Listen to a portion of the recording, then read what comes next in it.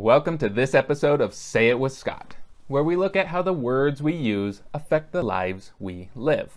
I'm Scott Sery. I'm a copywriter, and I'm a lover of how we can take a word here and there, tweak them just a little bit, and dramatically change the entire message that we're sending. This episode is brought to you by Strategic Advisor Board and by my company, Sery Content Development. Today we want to look at, this is the first of a two-part video, and we're looking at how you can make more and better sales by pandering to people's emotions. Now the follow-up is going to be that there has to be some logic in there as well, otherwise people end up feeling cheated, but we'll get into that in tomorrow's video. The pandering to emotions is based on the idea that most people, they buy based on emotion. They buy based on how something makes them feel. We see this primarily in fast food and beverages. Let's look at the McRib, which is, I think, coming back out. People buy the McRib not because it tastes good. I had one once and it's not like really good, but it makes them feel something, in part because it's a limited production. They don't have the McRib all the time, and so they have it, they announce it and they build up to it, and then they have it for like 6 weeks and then it's gone again.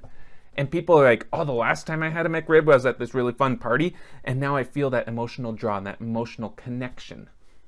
We see it all the time in beer commercials. They pander to our emotions, where they get this group of people out there having a great time playing beach volleyball and throwing back their cold ones. And we look at that and we're like, I want that life. I have like 3 friends. They have 25 friends. I want more of this.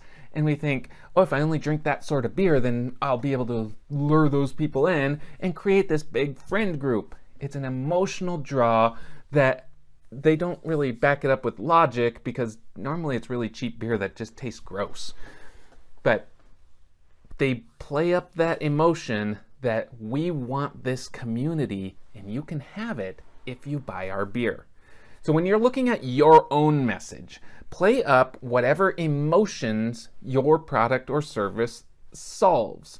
Why do people buy from you? It's not just because they're saving money or they're getting their lives easier or any of that. They're buying based on something they feel when they use your product or service. When you can discover that emotion and you can play it up, now people are like, ooh, I want this because you solve this emotional innate need that I don't understand where it comes from, but I know that it's going to be filled by your product or service. Now, next video, stay tuned, it'll be posted tomorrow. We'll talk about how you have to incorporate some logic in there, because straight up emotions ends up making people feel cheated. Thanks for tuning in to this episode of Say It with Scott. I hope you found some inspiration and education that you can take back and apply to your business. As usual, if you're struggling with it, if it wasn't clear, or if you straight up don't have time and want to talk more about it, hit the links in the description below, reach out, we'll be in touch to help you along the way. Be sure you like, comment, and subscribe. That way you get notifications every time Strategic Advisor Board posts new and great content.